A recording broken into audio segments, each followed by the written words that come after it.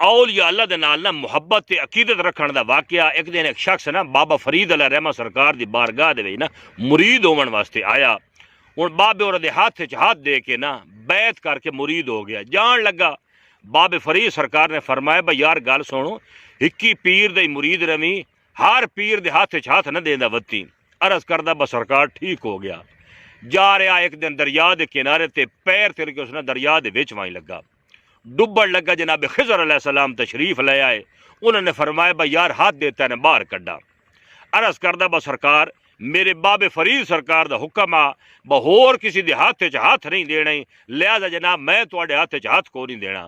خضر علیہ السلام نے فرمایا بھائی یار ڈوب کے مر جاسے۔ عرض کردہ با جناب مردہ تا مرا پیا، میں تواڈے ہاتھ وچ ہاتھ کوئی نہیں دینا۔ خضر علیہ السلام نے جا کے بابے فرید سرکار نو دسیا، بابے اور خود تشریف لے آئے، انہوں نا ہاتھ ہاتھ پا کے باہر کٹ کے نا سرکار نے فرمایا بھائی یار سینے نہ لاگا، تو عقیدے دا بڑا پکا تے باقی گل سنو، تو گریا نے تین دریا دے وچ جان کے گرایا گیا صرف اور صرف تیرا عقیدہ ویکھن واسطے۔ اے نے اولیاء اللہ دیاں شاناں۔